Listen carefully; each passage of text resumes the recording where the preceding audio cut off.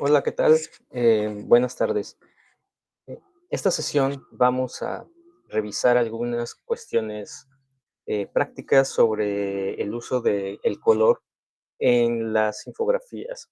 Hemos visto hasta este momento que lo que hace el ojo es identificar ciertas características básicas como forma, tamaño, posición, textura y color para poder fijar la atención en algún aspecto de una información, un cartel, una infografía, una pintura.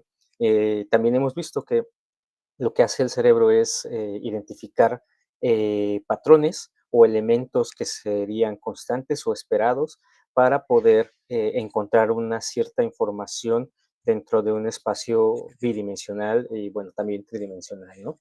Hemos visto que lo que hace también el cerebro es crear una suerte de espaciamiento 2.5D sobre la información que tiene enfrente, es decir, de algún modo como que aplana la información, a pesar de que podemos reconocer que estamos en un espacio tridimensional y que nos movemos hacia cualquiera de las direcciones. Para el caso del ojo, lo que hace es hacer como una reducción de esta profundidad de campo y eso lo hace específicamente porque lo que necesita es encontrar patrones que permitan pues a una persona reconocer las cosas que está mirando, en su entorno y sobre todo que está asociado a ciertas expectativas que esa persona tiene de este entorno, lo que llamamos una búsqueda top-down de información. Ujú. Entonces, recordamos que también existe en las consultas visuales, existen elementos que vienen de la información hacia los ojos y que después, por un proceso de racionalización, identificamos como formas, colores, números, palabras, logotipos, imágenes en general, pero que también nosotros tenemos una expectativa o a lo mejor hacemos una búsqueda en función de algo que estamos requiriendo.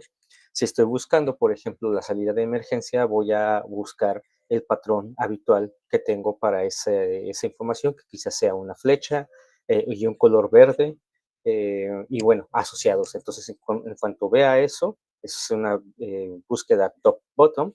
En cuanto vea eso, voy a fijar mi mirada sobre esa señal y voy a reconocer si efectivamente es la señal de salida de emergencia. Entonces, aquí, ¿qué es lo que encontramos?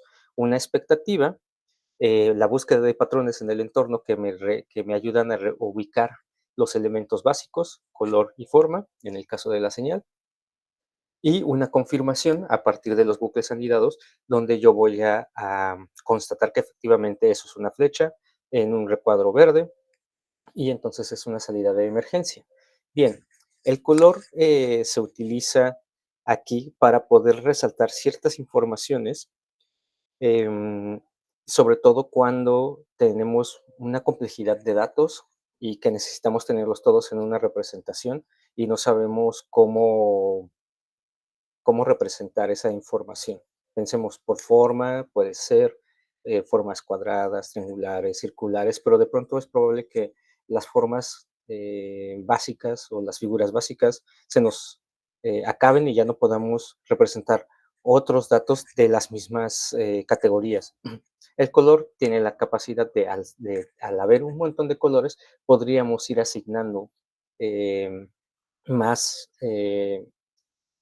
más datos a cierto tipo de color. Pero en general, de lo que se trata esta sesión es básicamente de ver algunos consejos o tips de cómo podríamos utilizar de la mejor manera los colores, independientemente de la paleta de color que elijamos, para el diseño de infografías y donde haya una complejidad de la información.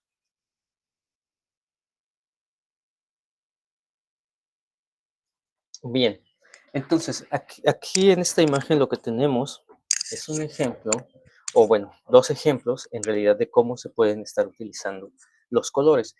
Em, Básicamente el principal consejo que se puede tener respecto de cómo se va a utilizar el color es el contraste por luminancia. El contraste por luminancia básicamente se refiere a la diferencia que hay entre la luminosidad de un color respecto del resto de los colores que lo acompañan. Por ejemplo, en la imagen de la derecha que tenemos acá, tenemos un tono ocre, que en realidad es un amarillo muy oscuro, y tenemos un amarillo con mayor luminancia. Y entonces, ¿qué se destaca? El amarillo con mayor luminancia respecto del tono ocre que tenemos en el fondo. O, por ejemplo, tenemos este tono grisáceo, eh, sí, un gris como azulado, como un poco violeta, de tono oscuro, pero el que tiene mayor luminancia se destaca con mayor claridad respecto de los otros, ¿no? Entonces, los colores con mayor iluminación son los que van a destacar más rápidamente del resto de los colores. Entonces, aquí lo que tenemos es un conjunto de círculos equidistantes entre sí, pero que van cambiando algunos tonos. Y cuando los vemos de forma más pequeña, podemos identificar pues con mayor claridad el patrón o los patrones que se conforman aquí.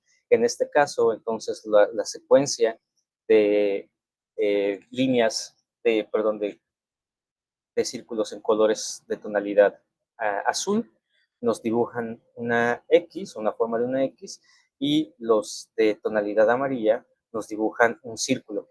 Pero presten atención como, por ejemplo, el color de mayor luminosidad azul se encuentra equidistante de los tonos de los amarillos,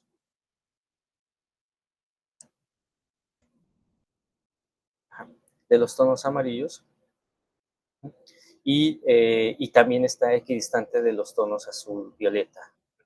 Entonces, ¿qué es lo que pasa? Al momento de mirar esa imagen a una cierta distancia, nos ayuda a completar la forma de podríamos llamarle círculo o octágono, 1, 2, 3, 4, 5, 6, sí, de octágono, un octágono. Entonces, esta sería una manera de mostrar la información de una forma clara, utilizando el contraste por luminancia. O sea, el contraste por luminancia es dentro de un mismo tono voy a tener su versión con mayor luz y su versión con menos luz. En este caso, la versión con menos luz es este amarillo ocre. Para poder identificar esto, pues pueden irse a las paletas HSL, Hue, Saturation and Luminance. ¿Mm? En lugar de elegir una paleta de color por RGB o CMYK o los valores web, lo que hacen es meterse a las formas HLS o HSL. Uh-huh.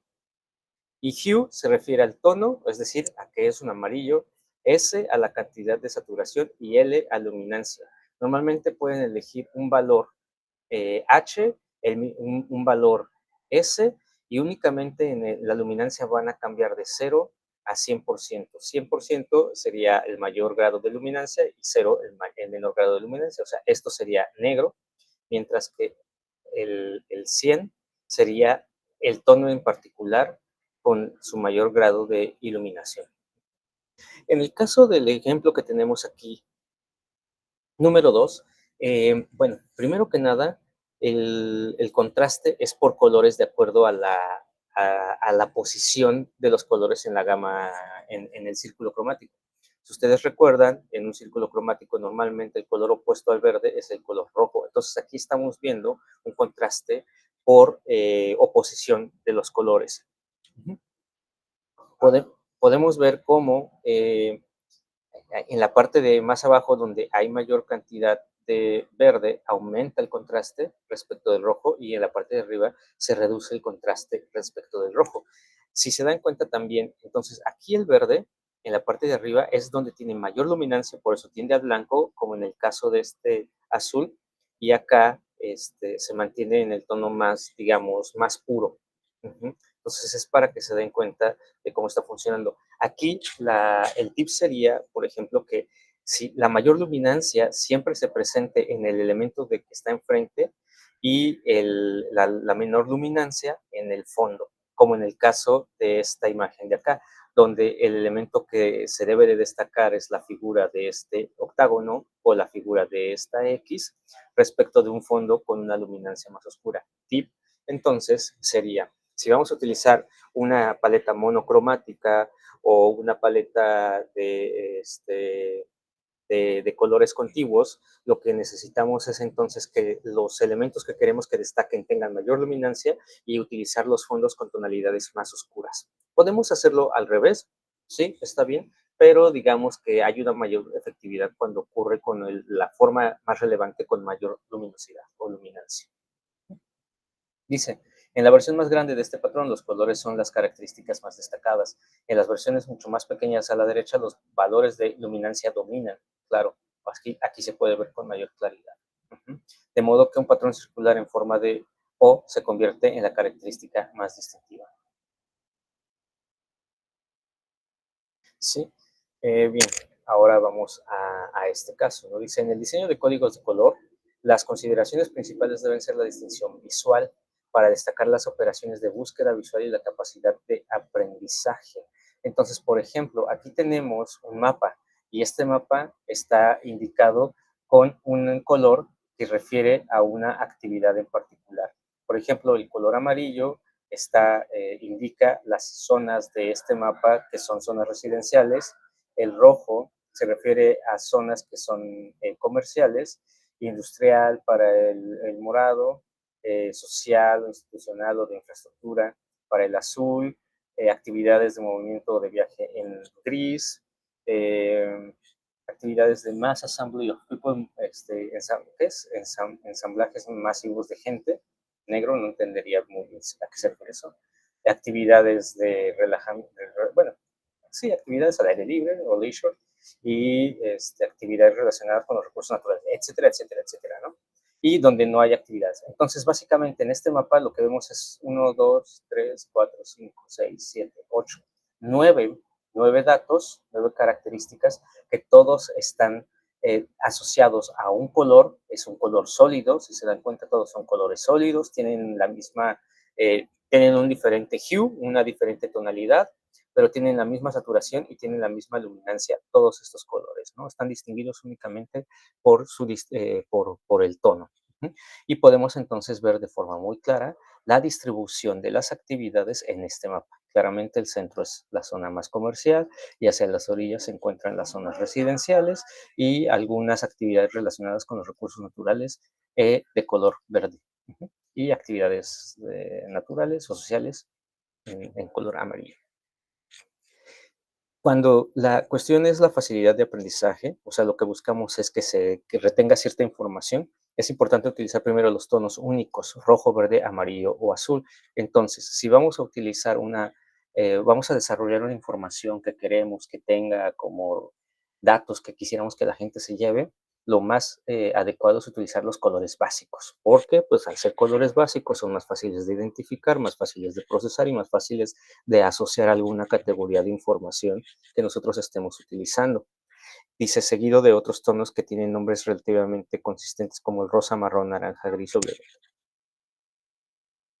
Pero el número de colores recomendados siempre será entre 6 y 12. O sea, digamos, podemos resolver o intentar resolver eh, una infografía primero utilizando ciertas formas. A lo mejor entonces, si tenemos una infografía con pocos datos, 4 o 5 datos, podríamos utilizar una paleta de colores armónicos o contiguos, como les comentaba, o casi monocromático, únicamente cambiando la luminancia. Y para 4 datos o hasta 5 datos todavía puede funcionar, pero para más de 5 datos, entonces ya tendríamos que buscar una variabilidad de colores, ¿sí? Para que pudiese quedar como más fácil la distinción de las categorías que estamos utilizando. En este caso, por ejemplo, todas son actividades, pero cambia la categoría, porque una es actividades habitacionales, actividades de compras, actividades industriales, actividades sociales, etcétera, etcétera, etcétera, ¿no? Entonces, aquí lo que estamos viendo es un ejemplo de cómo se pueden asociar ciertas formas básicas, círculos, estrellas, hexágonos, rombos, cruces, triángulos, etcétera, etcétera, y colores, con colores en particular. Ok, entonces aquí podemos ver, por ejemplo, cómo el color que se destaca en el primer ejemplo, pues es aquel que tiene una diferencia cromática específica respecto de los otros colores. Este se destaca no solamente por la diferencia cromática, sino también por la diferencia en la luminosidad. Si se dan cuenta, este azul es más oscuro que este naranja. En el caso de acá, de los rojos, la diferencia cromática no es mucha y es más difícil ubicarlo, aunque después de una búsqueda un poquito más específica es más fácil identificar pues ese color naranja.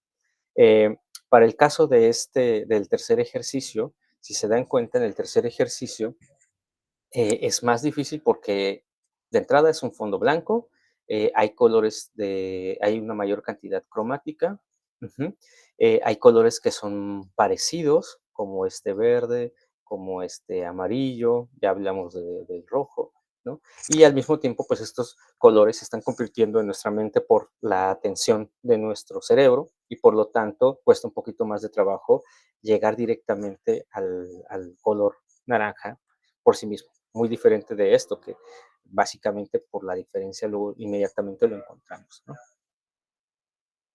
Acá vemos otros ejemplos donde los fondos, ajá, no son blancos, sino que ya tienen un color. Y lo que estamos viendo es esta diferenciación de contraste, por ejemplo, entre el fondo, el conjunto de datos que no nos interesan y el dato que sí nos interesa, no solamente por contraste, sino por tonalidad. Mientras que acá estábamos viendo básicamente contraste por luminancia, acá estamos viendo contraste por luminancia y diferenciación por tonalidad con el color naranja. ¿Qué quiere decir esto? Tenemos entonces un diseño más o menos armónico con los tonos verdes, tenemos un conjunto de datos que nos puede dar una cierta información, pero tenemos el dato que nos interesa que sea el primero o el que se destaque de toda la información que hay aquí. Luego acá tenemos uno donde el fondo es mucho más oscuro que estos colorcitos y si se dan cuenta el fondo es tan oscuro que se comen los colores, el verde. Ujú. Hace que la imagen vibre mucho, visualmente vibra mucho más este verde, mientras que acá este verde es muy estable, acá vibra mucho y puede llegar a ser un poquito molesto y el naranja que se mantiene, o sea, este color verde y este color verde y este son exactamente el mismo verde. Este naranja y este son exactamente el mismo naranja. Lo único que cambia es la tonalidad del fondo. Ujú. Pero si se dan cuenta, entonces, en este caso, como este verde y este naranja tienen una buena saturación y no tienen mucha luminosidad, funcionan muy bien con este fondo claro. En este caso, el fondo es más oscuro pero ya no funciona igual. Tendrían que tener más luminancia este verde y este naranja para que pudieran funcionar sobre este fondo oscuro. Y acá vemos un contraste con relación a este ejemplo que tenemos, el primer ejemplo que tenemos arriba, ¿no? El objeto azul se vuelve más fácil de identificar que todos los demás, pero si se dan cuenta, es un poco molesto este fondo, estos elementos en blanco son un poco molestos. ¿Por qué? Porque nuestro cerebro detecta este tono, este amarillo, pero le cuesta trabajo separarlo del fondo blanco porque prácticamente es la misma tonalidad. Entonces, esta lectura es más molesta, es más cansada para quien lo está mirando. Si alguien está mirando datos o es una representación infográfica y son datos con mucho detalle, esto cansaría mucho la vista, porque la relación entre el fondo y todos estos elementos es muy parecida. Esto no cansa tanto la vista porque es fácil de distinguir estos círculos azules, independientemente de que este es el dato principal que nosotros queremos destacar. Y bueno, ya tenemos estas dos opciones. De las dos opciones pasaría algo muy semejante que aquí con el color verde de fondo, el verde oscuro de fondo, que es un poquito más cansado que este de acá. Ujú. Cuando se deben mostrar símbolos pequeños sobre un fondo de color, puede resultar difícil encontrar colores que se distingan entre sí y del fondo, como en este caso. El uso de colores de baja saturación para áreas grandes generalmente facilita la tarea. O sea, en este caso, te sugiere que si son áreas muy grandes, que mejor el fondo sea más claro, a diferencia de este primer ejemplo donde el fondo no es tan grande con respecto al patrón que nos interesa que se visualice. Ok, ahora dice, este ejemplo se utiliza en una alta saturación, que serían estos colores que tenemos acá, respecto de los colores de baja saturación que tenemos aquí. Igual, estamos en el esquema de color H SL. Ujú. Entonces, ya nos está moviendo en la L de la luminancia y el tono ya sabemos cuáles son, el azul, el verde, el amarillo, etcétera, etcétera. Aquí más bien habla de la saturación. Cuanto mayor saturación, mayor cantidad de color. Cuanto menor saturación, menor cantidad de color, como en este caso, que son los colores pasteles que tenemos aquí. Entonces, en este ejemplo se utiliza una alta saturación para codificar áreas pequeñas, como en el caso de este ejercicio que tenemos aquí. Ujú.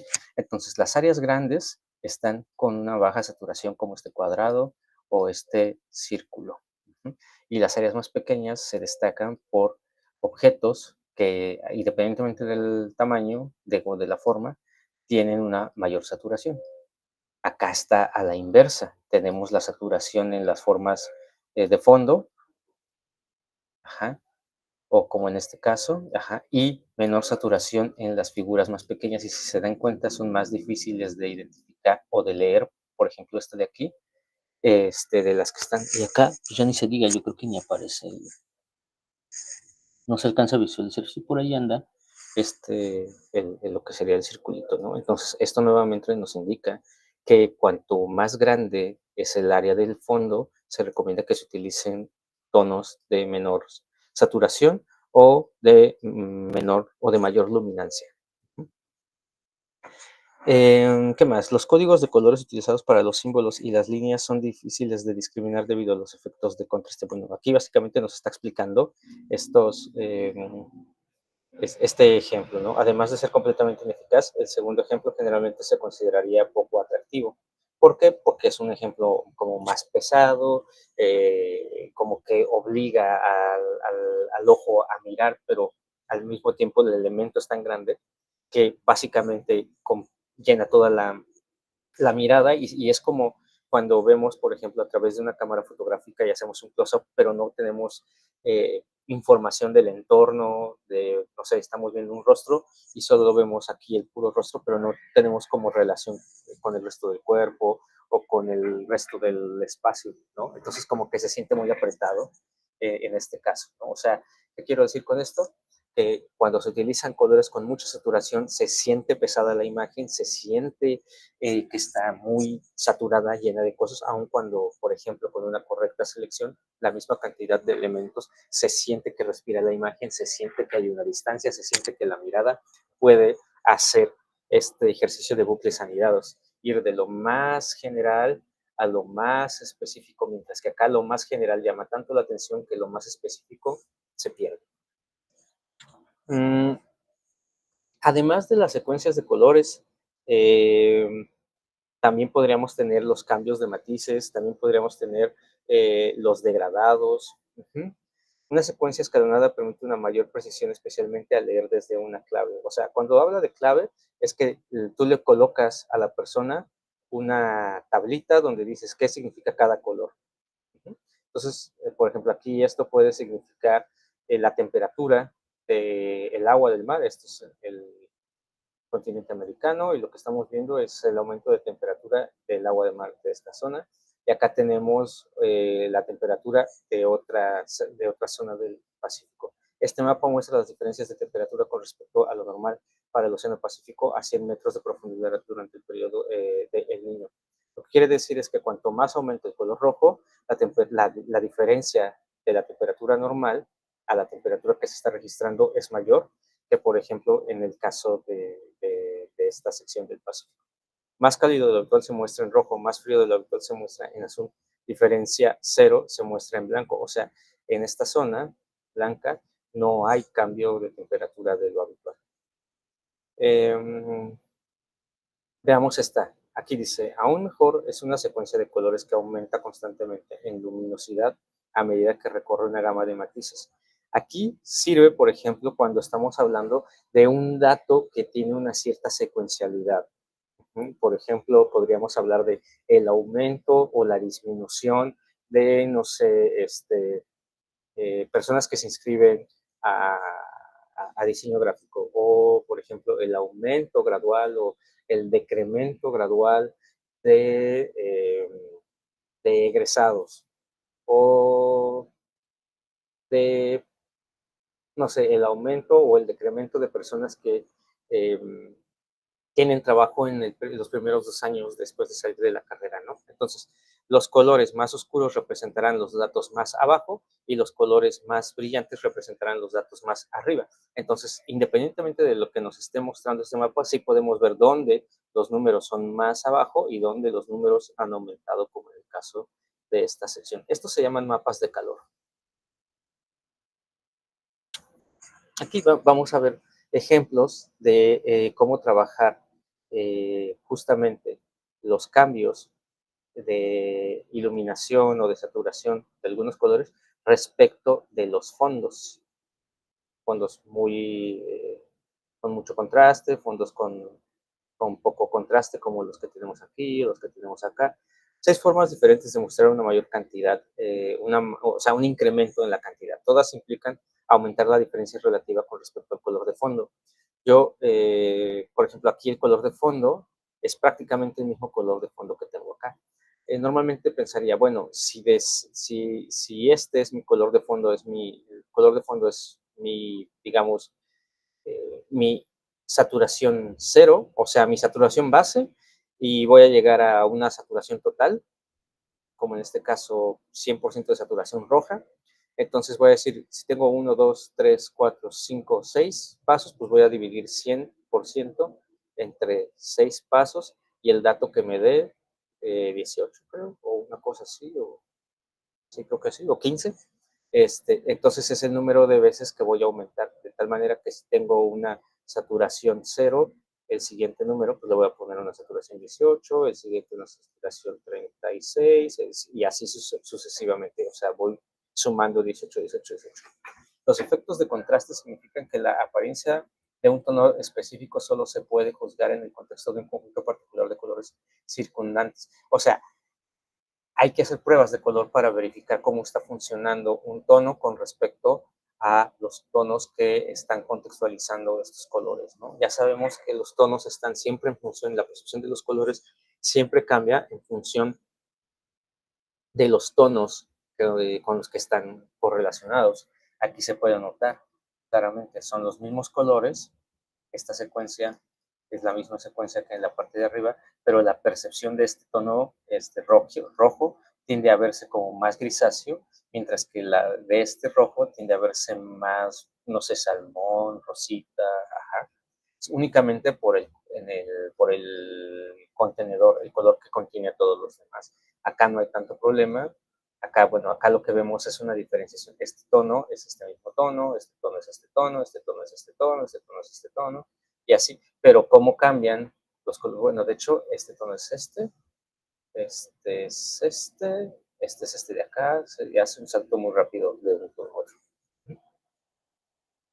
Pero aquí la diferencia, bueno, igual, depende del color de fondo, ¿no? Y aquí pues ya ni se diga lo que estamos observando. Solo el canal blanco y negro es capaz de transmitir muchos detalles, por lo que el contraste entre oscuridad y luz es esencial para que quieran mostrar los detalles. Los colores rojo, verde, amarillo, azul, negro son especiales. Cada uno de ellos produce la señal más extrema de un canal y es natural con respecto a los otros. Recordemos pues que el cerebro está habituado a reconocer los canales básicos de color, ¿no? Entonces siempre va a haber una predilección y una facilidad de reconocimiento de este tipo de colores, como aquí lo vemos. Son los primeros colores que vamos a ver. Incluso en este caso pasa exactamente lo mismo. Lo primero que vemos es el rojo, el amarillo, a lo mejor habrá que primero ver el azul, ajá, porque el cerebro va a jalarse primero por esos tonos, y como se quedan estos tonos, por eso sentimos que está muy apretada la imagen, ¿no? Mientras que acá, como están pequeñitos, pues no genera esa confusión. Bien, pues estos serían en términos generales los consejos de color que ustedes pueden utilizar.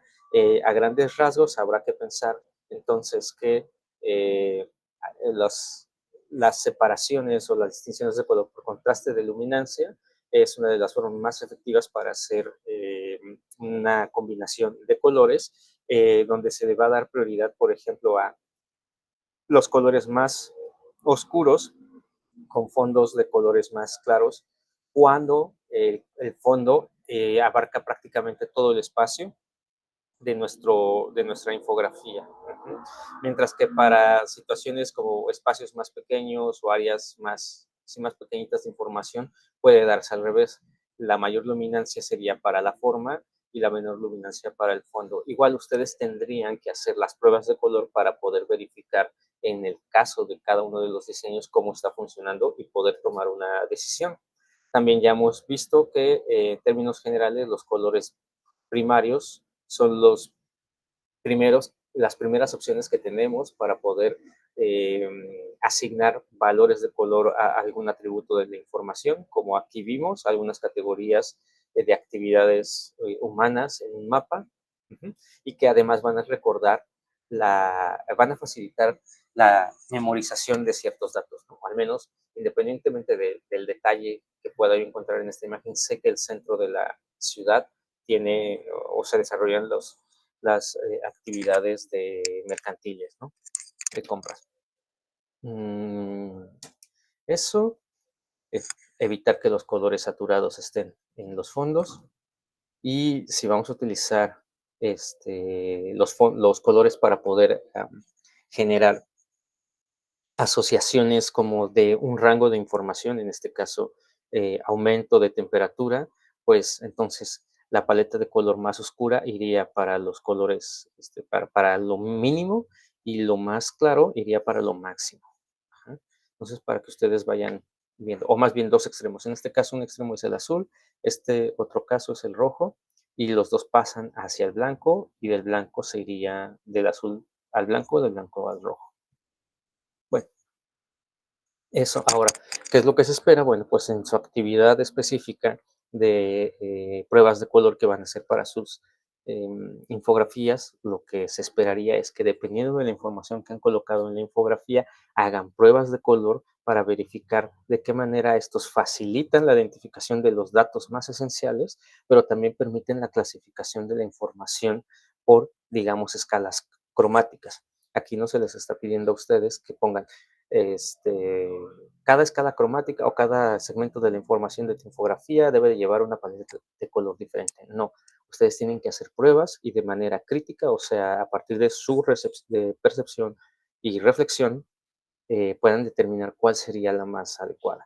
Yo lo que quiero que presenten como trabajo, como actividad, es que al menos muestren unas 4 propuestas con distintas combinaciones de color y que se indique ahí, puede ser en un PDF donde aparezcan las 4 y se indique en un recuadro, esta es la que se eligió y se diga por qué se eligió esa combinación cromática, ¿sí? Cualquier duda que se tenga, pueden enviar un correo, pueden enviar un mensaje al grupo del Blackboard y pues yo intentaré responderles ahí. Se espera que para la siguiente semana ustedes entreguen esta parte y bueno, pues nada, eso sería todo por esta sesión.